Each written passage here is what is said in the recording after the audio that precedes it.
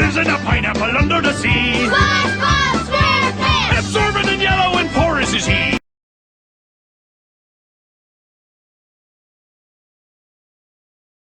Hey everybody, this is 22 Tiger Dude. I am here with J53518 to review the episode Squid on Strike, requested by Chris Rock 17. Story is basically this, to sum it all up.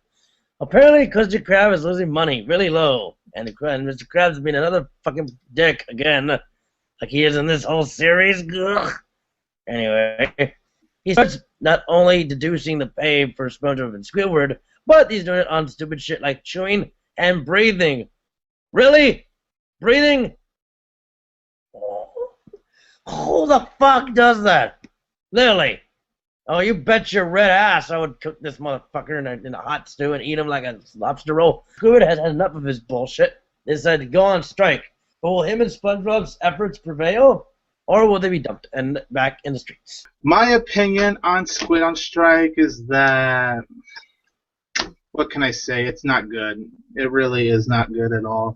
Now, it's not a terrible episode per se, but it's just a boring episode. It's mean-spirited.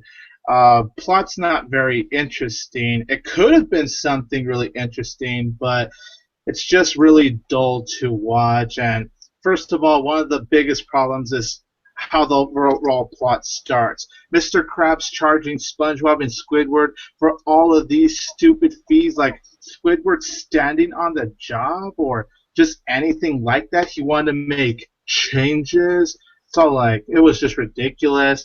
And then another problem I have with this episode is that he replaces SpongeBob and Squidward while they are on strike. And then you have a few, and I really mean a few, over-the-top, gross-out humor that is not necessary. Like SpongeBob's skin being ripped off. It's just all like, that's not necessary. That was not necessary. The episode, it does get pretty dull with this whole strike. And then it was just a bunch of baloney to see Mr. Krabs come to Squidward's home by the end of the episode. And then, you know, because of SpongeBob destroying the Krusty Krab, Mr. Krabs and SpongeBob, they have to work forever to pay off the damages. That includes even while they're dead, they're still working. And that's definitely the worst part about the episode, the ending. I could not stand the ending of the episode. I hated the ending.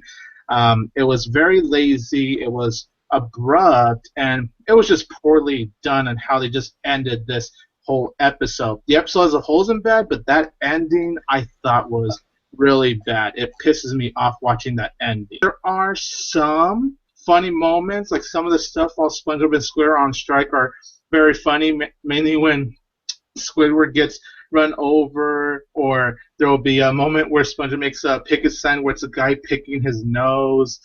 The Krusty Krab fun fair, that was hilarious too. So while this episode as a whole isn't memorable, some of its humor is at least memorable to me. So that's definitely the biggest strength of the episode. Just some of the moments were very funny, and it's nice to see SpongeBob and Squidward work together in this whole strike. Other than some funny moments and the fact that it was cool to see SpongeBob and Squidward work together with this whole strike thing, the plot as a whole is dull, it's mean-spirited, it has a terrible ending.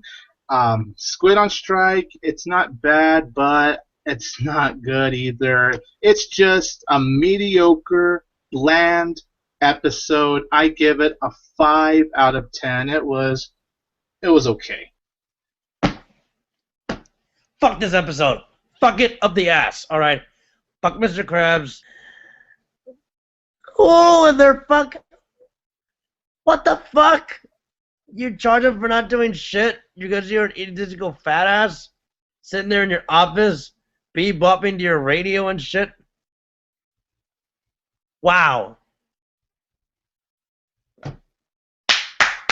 Wow, you want to fucking have me, Mr. Krabs, for the biggest douchebag in history. This is a fucking hardest episode, like your little yellow book.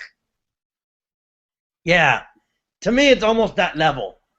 But at least it's not personal. At least it's with the workplace. I know it's supposed to be funny, but what are the writers fucking thinking? No! No! Does not compute. Does not compute to me. This was an awful episode. The only thing I can give it credit is that, yes, the comedy was, at some points, was good. And the teamwork was good. This is still a piece of shit episode. The whole ending, fuck that shit. I give Squid on Strike a 1 out of 5 stars. This deserves to be buried in a grave. Fuck this episode. Fuck it. Fuck it. Fuck it. Fuck it. I didn't think the episode was that bad, man. Even though I don't personally hate the episode, I thought it was meh. I could understand where you're coming from with it. Thanks.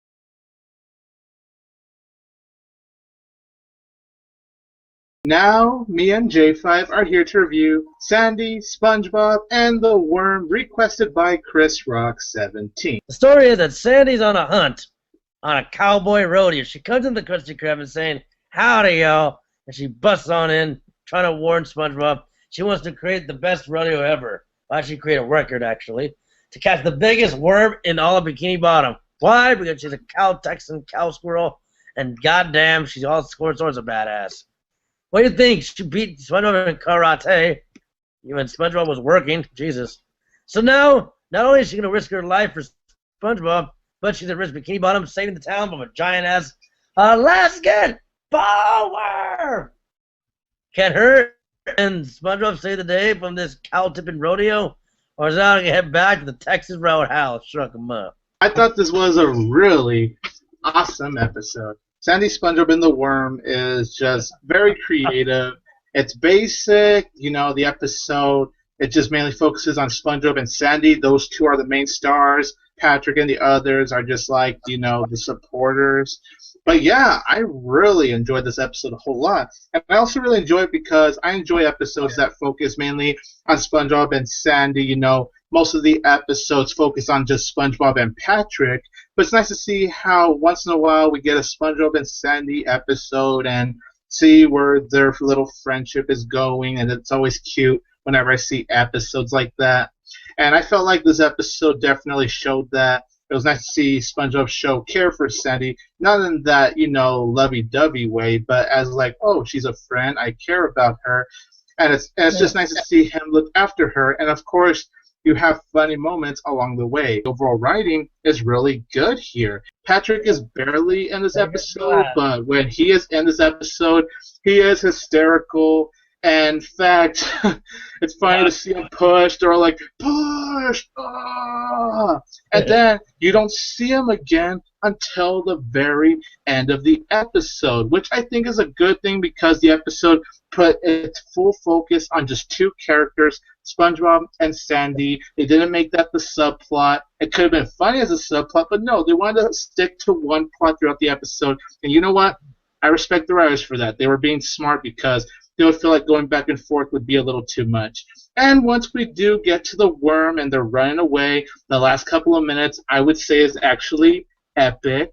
It's nice to see them run and really just to see SpongeBob and Sandy run from this worm together is really funny. And of course how it ends with the worm crushing everyone that tries to push the town. It's just downright hilarious. This episode is funny basically from start to finish. Very clever humor, very well paced. The worm was really cool. And seeing how the episode began and having you curious of what was going on, that was really cool how the episode began because honestly when the episode began it did kind of give me a little bit of the chills. The only flaw I could say is that I got a little bit annoyed with Sandy kind of being the show off, like, yeah, I'm going to get that bullworm and I'm going to teach him some lesson. And then it's all like once she sees the worm, she fucking bitches out like, Really? That was your way to prove you are brave? That was, but other than that, though, I really like this episode. I'm going to give it a very superb 9 out of 10. We should take Bikini Bottom and push it somewhere else. Push! That might be a crazy idea to get us all killed, Patrick. What? Alright, sorry to reference the episode. Patrick is just such a funny retard in this episode. Anyway, I agree with you, Tiger Dude. And if you all want to know why she's after the ballroom, you gotta watch the episode to find out. It's pretty funny, if you think about it. I like the little joke of the necklace, the friendship bracelet that SpongeBob makes with the string in her hand. Hey, look, S for SpongeBob and S for Sandy. It's like stupid, pointless shit like that. I love the episode. It's a perfect episode, actually. Nothing wrong with it. And I like what you said, Tiger Dude. They respected the writing. They didn't jump off any subplots. There weren't too much to convey. It's Sandy going after a bullroom for some shit that he did, and SpongeBob's a little damsel in distress, or as we say, sponge in distress, along for the ride. It has that Western feel, that very rodeo style, Rooster Cogburn, Western, true grit, funny kind of cowboy intensity. You'd see from old Western cowboy rodeo shows. It's funny. The worm was funny. The ending was solid. You could barely see them pushing Bikini Bottom. Up! Ouch. It's a good cow roping good time. It's funny. It's very nice to see how SpongeBob and Sandy's relationship gets better as friends. Nothing too love related. Nothing too intense. This episode is so goddamn epic. My God, I could play Johnny Cash music. It would be so badass. I give this a 5 out of 5. Perfect episode. I don't have any flaws or anything wrong with it. It's a good episode to have a good time with. Please subscribe to J5's channel. I will leave a link in the description below.